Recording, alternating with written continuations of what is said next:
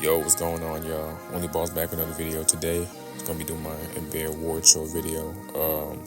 These are what I believe should be the winners of these awards. I'm gonna be doing the top three each. I want to reiterate, not what I think is gonna be, what I think it should be. But with all that said, let's get into it. Hey, y'all, before I start this video, I just want to give some clarification. I kind of dropped the ball on editing, and it's coming out a little later than I wanted it to. So you're not going to see Defensive Player of the Year, Rookie of the Year, and Sixth Man of the Year. So with all that being said, let's get into the video.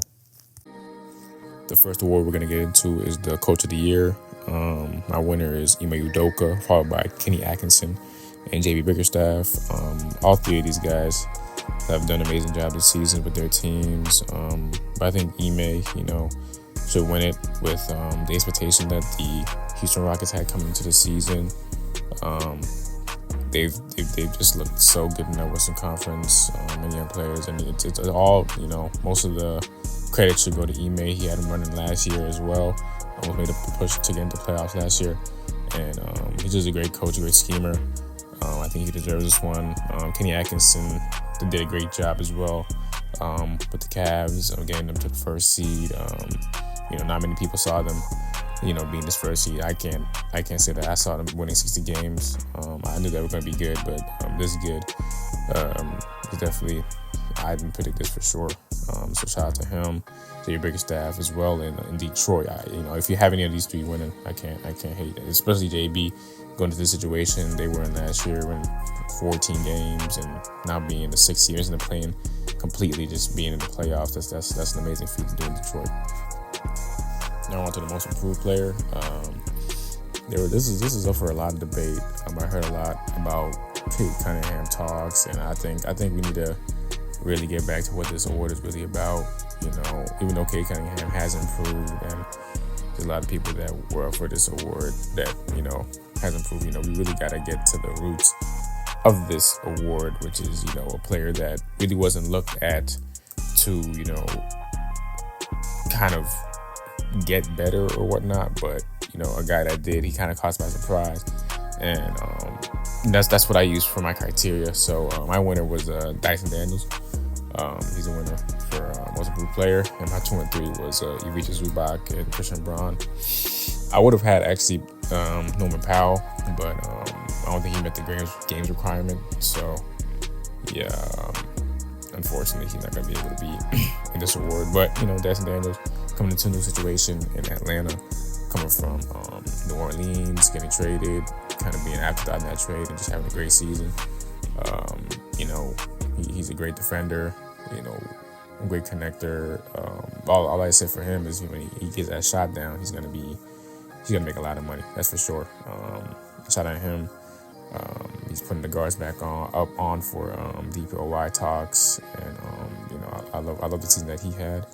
Ivica Zubac, before the season, like I was watching Kenny Beacham, and they were saying, like, before the season, people were saying he's maybe a top 20 center, and the season that he's had, he's put on, now he could potentially be on all NBA ballots, which is crazy. You wouldn't have thought that for Ivica Zubac, but he's had a great season. One of the reasons why the Clippers are the 5 seed, and not where they were, where people were projecting to be after losing Paul George. So shout out to him, Christian Braun, stepping up after KCP left the Denver Nuggets, getting to that starting role and just playing absolute great ball. He's been a great player for Jokic and Murray, just being a great shooter, being a good defender. That's really all you can really ask out of your former first round pick. If they can come in and do those type of things, that's a really great plus. Let's get to our NBA All Defense teams. So for my first team, I had Evan Mobley, Dyson Daniels, Draymond Green, Ahmed Thompson, Luguentz Dort. Those are my top 5 defenders in the league this year. Shout out Ahmed Thompson, making it as a year 2 player. He low key could get into talks of DPOY. He's a menace defensively. And then my second team is Ivica Zubac, Rudy Gobert, Jaren Jackson Jr., Giannis, and Jalen Williams. These guys were amazing defensively. Gobert, 4-time DPOY, could have made first team this year just because everybody else was just so very good. but he still had Minnesota top 10 in defense this year. Zubac, amazing defender, amazingly improved. He did great this year. J-Dub Swiss Army Knife. I watch this guy every night. He's amazing. Oklahoma State Thunder team definitely needs two players on the all-defense team for sure. The rest of those guys, we know about them defensively. They've been doing it for years. So those are my all-defense teams. All right, let's get to All NBA. So my first team, Shai, Jokic, Giannis, top 10 MVP. Then I had Tatum, and then I had Anthony Edwards. I think a lot of people are contemplating that fifth spot, so you can have anybody in that fifth spot really, but I had Anthony Edwards. My second team was LeBron, Steph, Donovan Mitchell, Jalen Brunson, and Cade Cunningham. Only person I really want to talk about here is Cade. Just an amazing year. I've always supported him ever since he's been at Oklahoma State, and I knew he was always capable of this. He's such a great player. Size he has, the shooting combination. Detroit has an amazing player, and I hope he's there to help them for years to come. My third team here is Alperen Sengun, James Harden, Karl Anthony Towns, Tyrese Halliburton, and Jalen Williams. I low-key had a problem, not a problem, but I didn't know if I should pick Halliburton or Siakam for the Pacers.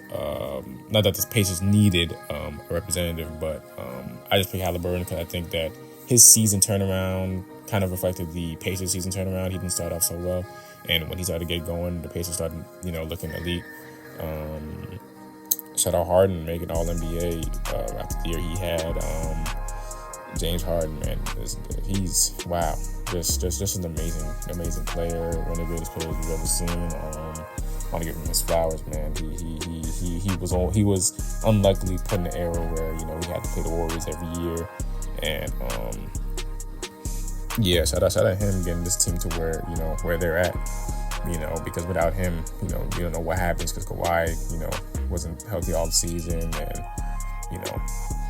I got data up here, which might be showing my, Thunder bias, but he had a great year as well. So I have no mind putting him here. I know that some people, some voters are definitely going to have him on the ballot, and he might make it. So we'll see. Now to the most important award here, MVP.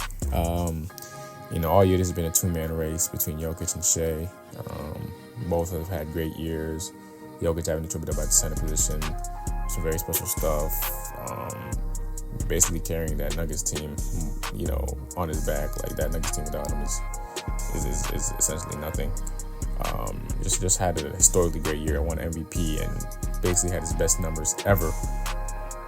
Which is crazy from a 3-time MVP winner. It's insane.